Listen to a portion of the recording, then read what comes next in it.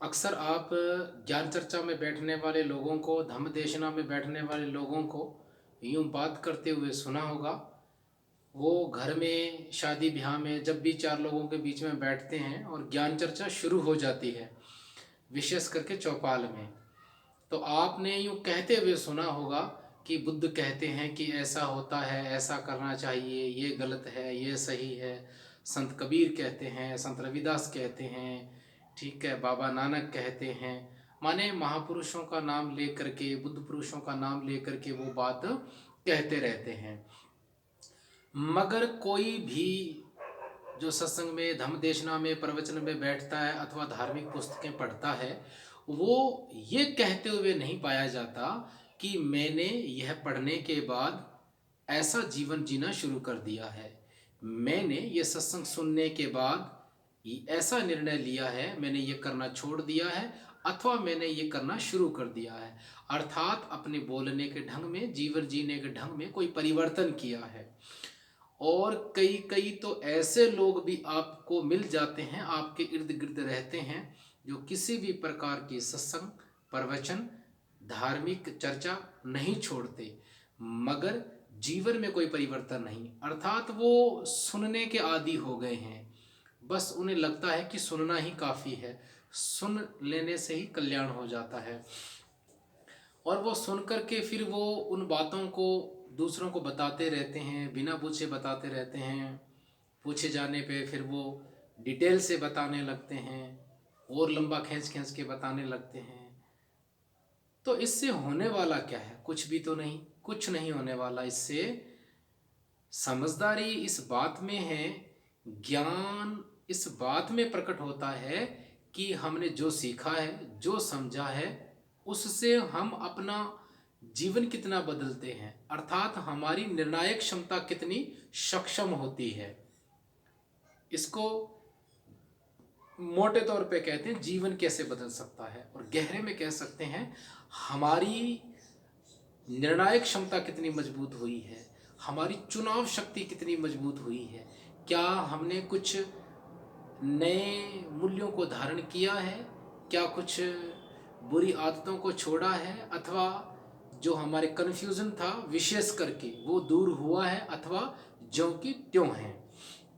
अगर कन्फ्यूज़न, मन में द्वंद्व ज्यों की त्यों है, फिर हमारी सत्संग, हमारे धार्मिक प्रवचन और हमारे द्वारा पढ़ी गई पुस्तकें एक अपने आप में एडिक्शन है, रोग है। जन साधारण के लिए यूं ही कहा जाना चाहिए। जब आप बताते हो, यह पूछे जाने पे कि भाई साहब आप सत्संग में क्यों जाते हो, माता जी आप धम्म देशना सुनने क्यों जाते हो, प्रवचन सुनने क्यों जाते हो, तो वो लोग यही आंसर देते हैं। माने आप लोग यही आंसर देते हो, अजी धार्मिक चर्चा सुनने से अच्छा होता है, पाप कट जाते हैं। क्या सुनने से पाप कटता है अथवा वे ऑफ थिंकिंग चेंज करने से पाप कटते हैं? पाप कटते हैं नहीं कटते, ये बात तो एक साइड में रखें।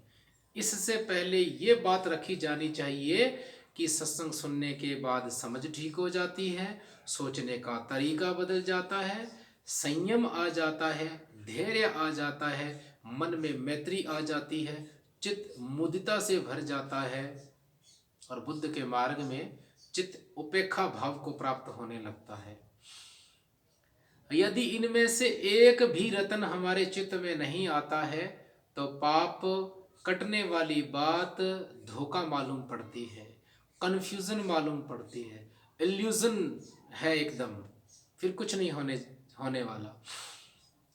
सुनने के बाद जब कोई नई बात सीखने को मिल जाए, जब हम नया सीख लें, कुछ नई सूचनाएं ऐड हो जाए हमारी समझ में, हमारे ज्ञान में, तब हमारा कंक्लूजन पहले से बेहतर होना चाहिए और ज़्यादा ऑब्जेक्टिविटी होनी चाहिए उसमें।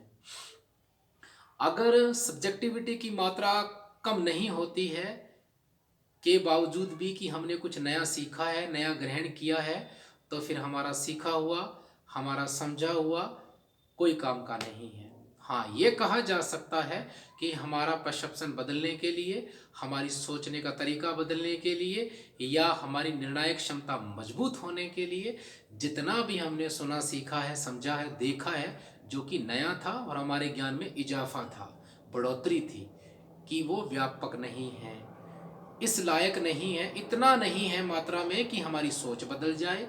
वो मात्रा में इतना ऐसा नहीं है, इस प्रकार का नहीं है कि हमारे सोचने का ढंग बदल जाए अथवा हमारी धारणाएं बदल जाएं अथवा झूठी जो हैं वो नष्ट हो जाएं, ये कहा जा सकता है।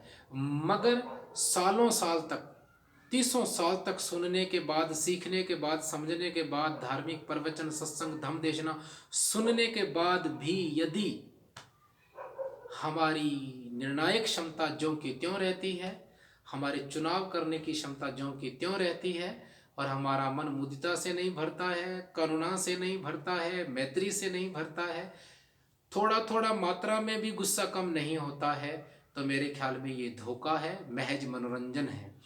इसीलिए मनोरंजन और ज्ञान दोनों को अलग अलग किया जाना चाहिए।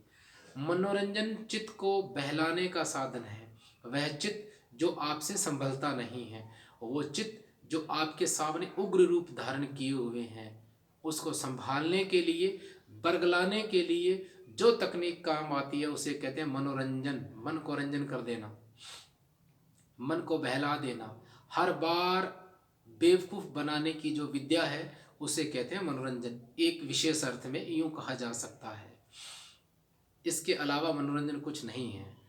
ताश खेलने वालों को गौर से देखना। अक्सर लोग कहते हैं कि जी ताश खेलना बुरी बात है, ये लोग ताश खेलते हैं।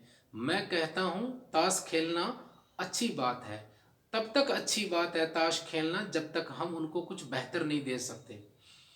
ताश खेलना तब तक अच्छी बात है, अच्छी आदत है, जब तक हमारे पास उन लोगों को देने के लिए कुछ बेहतर नहीं है।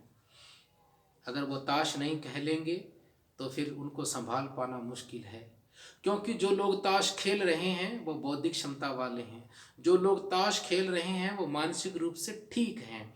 यदि वो ताश खेलकर अपने चित्त को बरगलाएंगे नहीं, बहकाएंगे नहीं, तो उनका चित्त कोई और उधम में लगेगा और वो फिर उधम ऐसी हो सकती है, वो शरारत, उस चित्त का काम ऐसा हो सकता है जो समाज को नुकसान पहुंचाए। इसीलिए ताश खेलना तब तक अच्छा है तब तक हम उनको फुटबॉल का ग्राउंड उपलब्ध न करवा दें ऐसे, या फिर ताश खेलना तब तक अच्छा है जब तक हम उन्हें कोई आदर्शपूर्ण उद्योग ना उपलब्ध करवा दें। ताश खेलना तब तक ही ठीक है जब तक हम उन्हें दूसरे काम के लिए, जो समाज के लिए संरचनात्मक हो, समाज के लिए हितकारी हो, न्याय संगत हो, वो काम उन्हें न सिखा दें और वो हमसे न सीखने को तैयार जब तक नहीं हो जाते तब तक ताश खेलना ही बेहतर है। इसीलिए तथाकथित धार्मिक लोगों को, प्रवचन सुनने वालों को, बुद्ध की धम्मदेशना सुनने वालों को ऐसा लगता है, ऐसा कन्फ्यूजन है और ऐसी धारणा उन्होंने पक्की की है कि वो धार्मिक है, वो तो प्रवचन और सत्संग सुनने वाले हैं, धम्मदेशना सुनने वाले हैं, और जो लोग नहीं सुनते हैं, ताश खेल रहे हैं, वो मूर्ख हैं। ताश खेलने वाले मूर्ख किसी भी सूरत में नहीं हैं, वो मूर्ख नहीं है। मूर्ख बौद्धिक क्षमता से मापा जाता है, मूर्ख और समझदार होना। वो समझदार हैं, आप लोगों से बेहतर एकाग्र चित्त वाले हैं वो, बस फर्क इतना है उनका चित्त किसी विशेष उद्योग में, जिसे आप एडिक्शन कह सकते हो, एक रोग कह सकते हो, एक आदत कह सकते हो, उसमें लगा हुआ है। अगर वो किसी बेहतर काम में लगेंगे तो उनकी रिजल्ट, उनके परिणाम, उनका स्कोर आप लोगों से बेहतर होगा। ठीक है, इवन मुझे ये भी कहने में संकोच नहीं कि मेरे से बेहतर होगा, हो ही जाएगा, मेरे से भी बेहतर होगा उनका, और जो मेरे से बेहतर है उससे भी बेहतर होगा, हो सकता है, इस संभावना से इनकार नहीं किया जा सकता। ये सिर्फ बौद्धिक क्षमता की बात हो रही है। अब आती है ज्ञान चर्चा, धार्मिक चर्चा, प्रवचन, धम्म देशना सुनने के बावजूद भी, 20 साल सुनने के बावजूद भी अगर आपका आपस में कोई विवाद हो जाता है, उन लोगों का विवाद हो जाता है जो सालों से सत्संग सुनते आए हैं, प्रवचन सुनते आए हैं, और आपके बीच में विवाद को निपटाने के लिए कोर्ट को आना पड़े, आप आपस में वकील कर लो, आपको थाने तहसील जाना पड़े, आपके घर में पंचायत बैठती है, पंचायत न्याय करती है, कचहरी में या अदालत में जज साहब को न्याय करना पड़ता है आप लोगों के बीच में, तब फिर आपको विचार करना चाहिए कि आप कैसे धार्मिक हैं। अगर दोनों लोग धार्मिक होने का दावा करते हैं, सत्संग सुनने का दावा करते हैं, प्रवचन सुनने का दावा करते हैं, धार्मिक पुस्तकें पढ़ने का दावा करते हैं, भरोसा करते हैं जीवन की नैतिकता में, करुणा में, मैत्री में, माने दया में, तो फिर ये सवाल है, आप अपने आप से ये सवाल करिए, ऐसा क्यों? माने एक आदत सी हो गई है लोगों की अच्छी अच्छी बातों को याद करना और उसको बेहतर ट्यूनिंग में सुना देना, अच्छे शब्दों में सुना देना, अच्छे प्रोनाउंसिएशन के अंदर सुना देना। मगर ये चर्चा शुरू की जानी चाहिए, इस बात पे जोर होना चाहिए कि हम आचरण में कब ढालेंगे। सुनने के बाद सुनाना काम, सिखाना काम टीचर का है, हर आदमी का नहीं। सुनने के बाद सिखाने का काम टीचर का है, हर आदमी का नहीं। और इससे पहले टीचर की भी जिम्मेदारी है, अर्थात सिखाने वाले की जिम्मेदारी है, अर्थात उससे उम्मीद की जाती है कि वो भी उसको जीवन में ढाले और अधिकतम कोशिश करता रहे। तो सीखने के बाद, सत्संग सुनने के बाद, प्रवचन सुनने के बाद जो भी आपने सीखा वो एक साधन के रूप में काम आना चाहिए, साधन के रूप में। सुन लेना साध्य नहीं है, ये ध्यानपूर्वक सुनना, सुन लेना मात्र साध्य नहीं है। जो आपने सुना है, सीखा है, वो साधन के रूप में काम लेना है। तो फिर साध्य क्या है? Then what is the feasible? Feasible क्या है? फिजिबल क्या है? साध्य क्या है? तो साध्य है, साध्य फिजिबल माने ultimate goal of life. Ultimate goal क्या है? तो सीखना अल्टीमेट गोल नहीं है। Learning is the not last aim of life. The last aim, ultimate goal is totally different from this, from learning, absolutely different. So first of all we have to make the difference between resource and feasible. Ultimate goal and learning both are different to each other, दोनों एक दूसरे से अलग है, लेकिन जाने अनजाने में, भोलेपन में एक ही कर लेते हैं कि सीखना ही अंतिम उद्देश्य है। नहीं, जो सीखा हुआ है उसे इस्तेमाल करना है, चाहे हमने स्कूल में सीखा हो और चाहे हमने कोचिंग सेंटर में सीखा हो या फिर हमने धार्मिक प्रवचन सत्संग में जहाँ भी सीखा हो, धार्मिक पुस्तकें पढ़ के सीखा हो। सीखे हुए को इस्तेमाल कब लेंगे? आप देखिए अपना जीवन, यदि आप में बेहतर निर्णय लेने की क्षमता है और आप वो इस्तेमाल कर लेते हैं, अधिकतम दया कर लेते हैं, अधिकतम मैत्री भावना से भरे रहते हैं, मुदिता से भरे रहते हैं, अधिकतम कोशिश करते हैं, रोज होश में रहने की प्रैक्टिस करते हैं, सजग रहते हैं, अपने चित्त के प्रति सजग रहते हैं, इर्द गिर्द होने वाली घटनाओं के प्रति सजग रहते हैं और आपकी निर्णायक क्षमता ज़्यादा ऑब्जेक्टिव होती है, तो ये बेहतर होगा। तो इसीलिए अक्सर लोग जब यूँ बोलते हैं कि बुद्ध कहते हैं कि संत कबीर ने कहा है कि महावीर ने कहा है कि, ये कहा है कि लगा लगा के वो बातें करते रहते हैं, तो इसको आप रोकिए, क्या जी बंद करें इसे, कहने दो बुद्ध कहते हैं तो, कहने दो कबीर कहते हैं तो। ये सुनने के बाद, इतना सीखने के बाद आपने जीवन में क्या परिवर्तन किया? क्या जीने के ढंग में परिवर्तन आया? क्या आपने इतना सीखने के बाद जो आप हमें बोल रहे हो, क्या आप अपने बेटा को समझा पाते हो? क्या आप अपनी बेटी को सिखा पाते हो, समझा पाते हो? क्या आप अपनी बहू को समझा लेते हो? नहीं ना। क्या आप अपने मित्र को समझा लेते हो? नहीं ना। तब ये आलाप किस काम का? किसी भी काम का नहीं है ये आलाप। तो इसीलिए आप देखिए, ज़रा ध्यान से सुनिएगा कि अक्सर धार्मिक चर्चा जहाँ होती है, उस चर्चा में बस वो लोग कूद कर पढ़ते हैं जिनको बोलने की आदत होती है।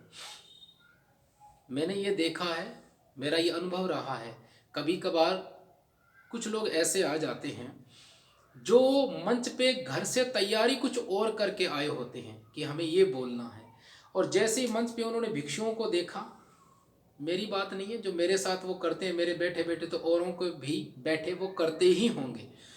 जैसे ही देखा कि कोई भिक्षु बैठा है, कोई और कोई संत महापुरुष बैठा है, कोई भी, तो वो खास करके बुद्ध के मार्ग में आधे घंटे में सिद्धार्थ के जन्म से लेके संबोधि तक सब सुना देता है, ऐसे जैसे कोई बच्चा अच्छे से पहाड़ा याद करके आया हो, गिनती याद करके आया हो, और वो इनडायरेक्टली मुझे कह रहा होता है कि भंते जी आप मुझे हल्के में मत लेना, मैं भी सब कुछ जानता हूँ, मैं भी सब कुछ जानता हूँ और मुझे याद है।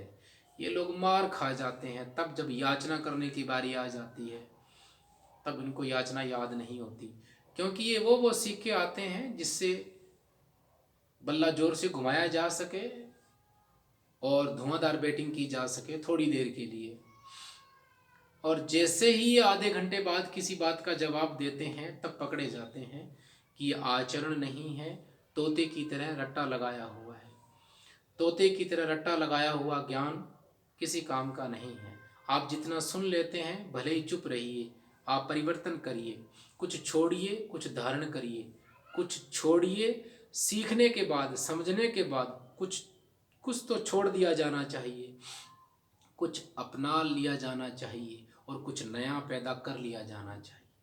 अगर सीखा है तो 10-20 साल में तो हो ही जाना चाहिए, ये ज़्यादा नहीं तो। मैं 3 दिन 4 दिन 1 साल 2 साल का भी नहीं कह रहा, 20 साल का कह रहा हूँ। अगर आपने 20 साल तक सीखने का धार्मिक आलाप किया है, सत्संग प्रवचन धम्म देशनाओं के नाम पे, पुस्तकों के नाम पे, तो फिर आपके जीवन में परिवर्तन वैसा है नहीं। मैंने यूँ कहते हुए सुना है कि भंते जी जब कोई मेरी मानता नहीं है मुझे बहुत गुस्सा आता है, जब कोई तुम्हारी माने नहीं तुम्हें बहुत गुस्सा आता है, तो फिर आपकी सत्संग का परिवर्तन क्या, आप और आम आदमी में अंतर क्या, आप किस बात पे, किस बुनियाद पे, किस नींव पे अपने आप को अलग करोगे। तो ये ध्यान देने वाली बात है। ये मत कहो कि फलाने फलाने कहा है, फलानी पुस्तक में ऐसा लिखा है, बस करो अब, बहुत हो गया आलाप। हम सदियों से यही तो करते आए हैं। आप कभी भी ट्रेन में, बस में, कहीं भी इतिहास की कोई बात छेड़ लीजिए, आप ये पाओगे कि आपके द्वारा जो भी बात बोली जाएगी उसके 3 लोग खिलाफ होंगे, 5 लोग पक्ष में होंगे। आप 2 घंटे बाद जो लोग पक्ष में थे वो उतर जाएंगे, फिर 3 लोग पक्ष में हो जाएंगे, 2 लोग खिलाफ हो जाएंगे। इतिहास के किसी भी पन्ने पे कोई भी बात कह लो और कुतर्कों की तो बौछार कर देंगे। जैसे ही वो तर्कों में हारने लगेंगे, दूर जाकर दलीलें देने लगेंगे, विषय बिंदु से दूर जाकर दलीलें देने लगेंगे।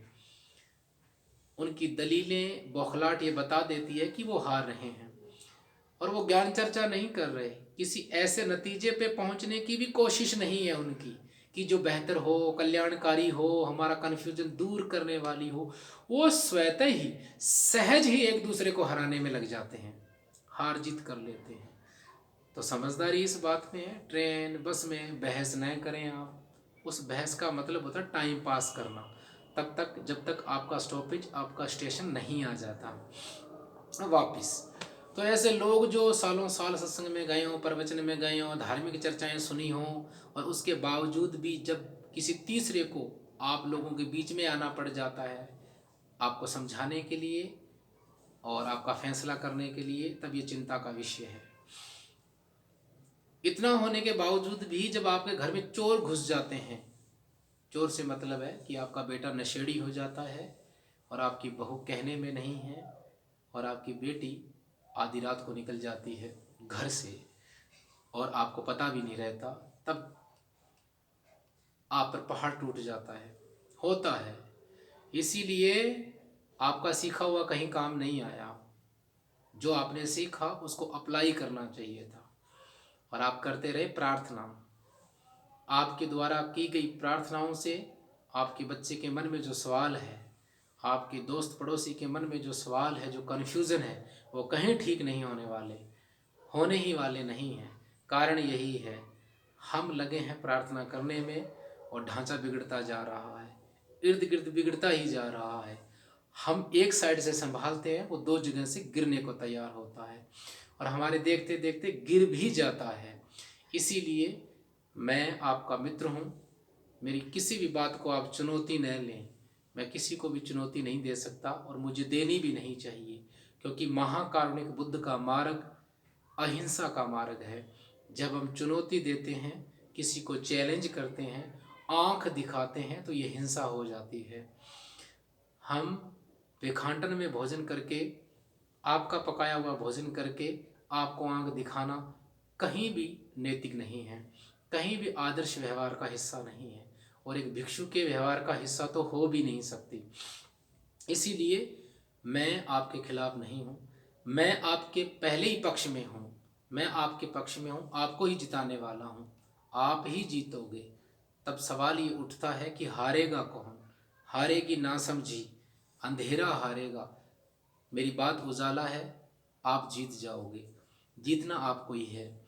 तो वापिस इसीलिए ये कहना बंद करना पड़ेगा कि फलानी पुस्तक में लिखा है, कबीर जी यूँ कहते हैं, संत रविदास जी यूँ कहते हैं, बुद्ध यूँ कहते हैं, महावीर यूँ कहते हैं, दूसरे जितने भी महापुरुष हुए हैं जिन्होंने समाज सुधार का काम किया है, इवन हमारे जो नेता हैं, स्वतंत्रता सेनानी हैं, जिन्होंने देश के लिए अपना सब कुछ न्यौछावर किया, उनका भी नाम लेके जब हम बात करते हैं तो फिर देखना चाहिए कि क्या हमारा जीवन वैसा है। गलत व्याख्या करने का ट्रेंड चल गया है, गलत व्याख्या करते हैं, महापुरुषों की कई बात को इस ढंग से पेश करते हैं कि सामने वाला पकड़ ना सके कि हम इसको गलत कह रहे हैं। शब्दों की होशियारी करने वाले लोगों की संख्या बढ़ती जा रही है। इसीलिए आज ज़रूरत है कि हमें गंभीर हो जाना है, हर विषय में गंभीर होना है और समझना है। सीखने में जल्दबाजी नहीं करनी चाहिए और एक काम तो हमें बिल्कुल ही बंद कर देना चाहिए, बहस में हारना और हराना, ये कारोबार बंद होना चाहिए बिल्कुल। बहस दो प्रकार की होती है, चर्चाएं दो प्रकार की होती है।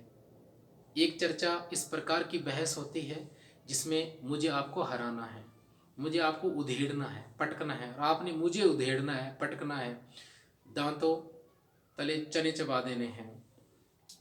तो इस बहस में हार जीत होती है। एक दूसरी बहस है जो ठीक लोग, समझदार लोग करते हैं। उस बहस का, उस चर्चा का उद्देश्य है कि हम बेहतर को पालें। मैंने कहा 1 नंबर 2 नंबर तक ये बात ऐसी है, हाँ आपने कहा हाँ 2 नंबर तक तो ऐसी है, मैंने कहा 3 नंबर तक ये बात ऐसी है, तो आपने कहा नहीं ये 3 नंबर तक ऐसी नहीं है, ये वैसी है। तब मैंने आपको ध्यानपूर्वक सुना और मुझे पता चला मैंने 3 नंबर तक जिस बात को जैसा प्रकट किया है वो मेरा कन्फ्यूज़न है। वो मेरा कन्फ्यूज़न इसीलिए है क्योंकि मैंने उसको एक विशेष एंगल से देखा ही नहीं, और आपने कहा नहीं ये 3 नंबर पे आकर ये चीज़ ऐसी है, वैसी नहीं है जैसी भंते जी आप कह रहे हैं। तो मुझे स्वीकार करने में कोई झिझक नहीं होनी चाहिए।